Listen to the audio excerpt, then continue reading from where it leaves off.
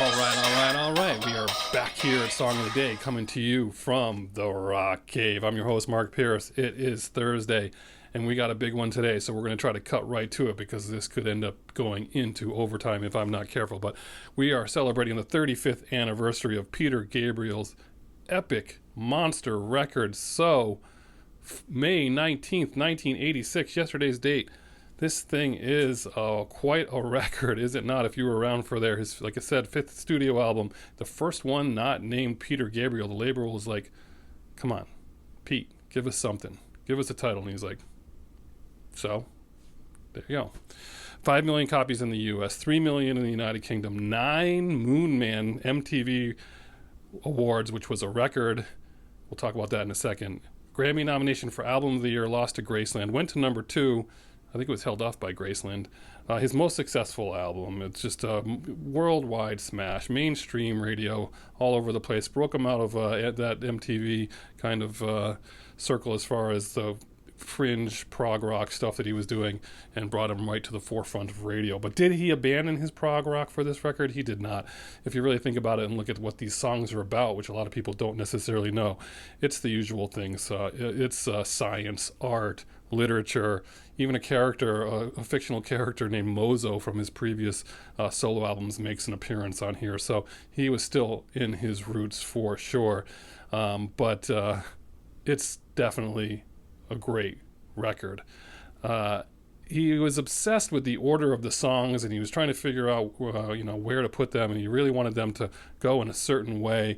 And it turns out he wanted one particular track to be last, and it couldn't be last because of the bass line, and so they had to put it in the middle because the stylus on a record player bounces around more with bass. I don't know, that's what I read. So anyway, they put it in the right order on the cassette and the CD. And speaking of cassettes, I think if I'm right, this was one of the clear cassettes I had, and that was early clear cassettes. Remember when you were excited, you looked in there and you got your clear cassette, it wasn't white, you were like, yeah, that's cool. That's really cool. All right. Track listing, we got Red Rain. Right out the gate, he says he wanted to jolt something that was going to really get you going, and that song is it in Red Rain. That is the Police's Stuart Copeland playing hi-hat and cymbals on that one, and that's just a great song, a lot to like about that. The next one, heavy topic. Some of you are going to have some stuff to say, I'm sure, but Sledgehammer, number 2. The last track written, this thing was all over the place, all over MTV. They played it like every 15 minutes. We all suffered a little bit of overload, overplay on this song. But some people call this, some stations have called this one of the best songs of all time. Certainly the video, one of the best videos of all time. And that Claymation, his only number 1 hit. That's the song that won 9 Moon Men. And, yes, we did suffer from overplay, but if you go back and listen to it, it's a quality song. I'll defend it now, but I remember being tired of it after a while for sure, but I'm good with it now. We've made up.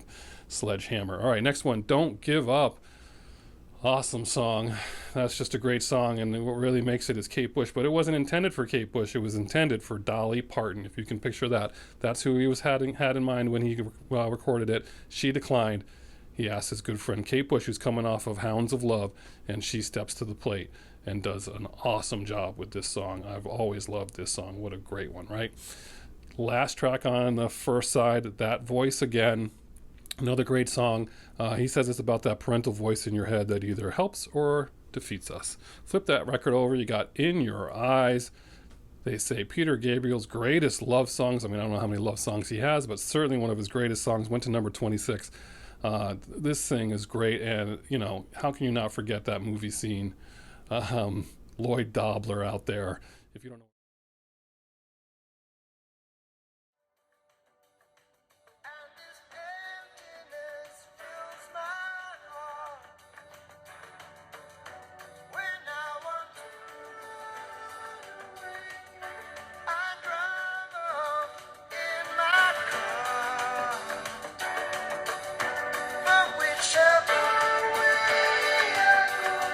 I come back to the place you are.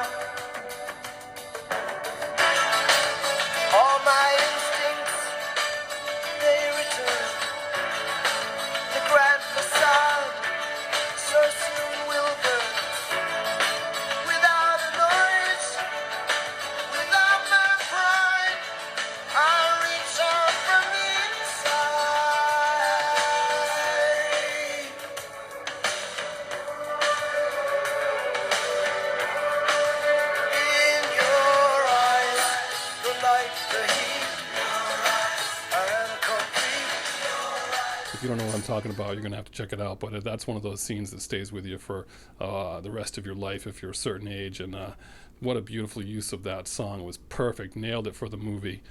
I gave her my heart. She gave me a pen. Anyway, Lloyd, that one's for you. Mercy Street. Mercy Street. That gets a lot of attention when you read about it. Haunting song. Really, really good song. It's his voice in two different vocals they used for him, like overlaid. So one of his normal singing voice, and one of them he could only recreate when he had just woken up in the morning. It's kind of interesting. A new music magazine or publishing called it one of the 10 most depressing songs of all time, which of all time, that's pretty big if you say that. But I do like that song a lot. Big Time next, the number 8 single, also Stuart Copeland from The Police on drums. What's not to like about that? That one was a great radio hit. Lots to like there. We Do What We Told. There's your prog rock for your stuff in there. This is about those social experiments in Yale, 1961. Remember when the guy would shock people for getting wrong answers, but really it turns out that the people getting shocked were actors, and he was testing to see if the people the volunteers would administer the shocks, and shockingly they would. A good percentage of them, but they were, anyway, that's what that is about. I remember that one because it was in Miami Vice, 2 episodes actually. Miami Vice fan here. All right, so on the cassette and CD, but not on the record, there was one extra track, bonus track, that's called This Is the Picture, Excellent Birds. Didn't fit on the LP, but this is a song that goes back to his solo days, like 1980 he'd written it. He did some work with Kate Bush on this. She put it on her album.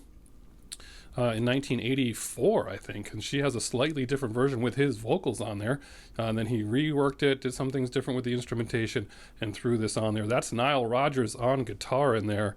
How about that? So that's pretty cool. That's your record right there. This thing is huge. We're at 6.5 minutes, not too bad, but 35th anniversary of Peter Gabriel. So much to like. It's hard to pick a favorite song on here because I do like some of those deep cuts, and I really listened to Mercy Street. I enjoyed that. I enjoyed Big Time for the first time in a long time in a while, and Red Rain for sure. But if I'm going to do a song of the day, which that's why we're here, folks, right? Your song of the day is In Your Eyes. It has to be.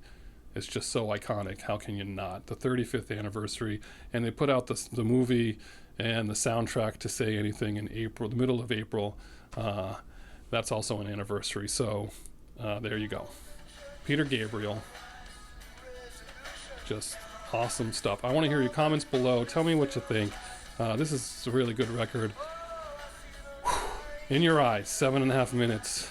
Peter Gabriel, enjoy your Thursday. Looking forward to Octane Friday. Have a good one. And as usual, I'll catch you on the flip side.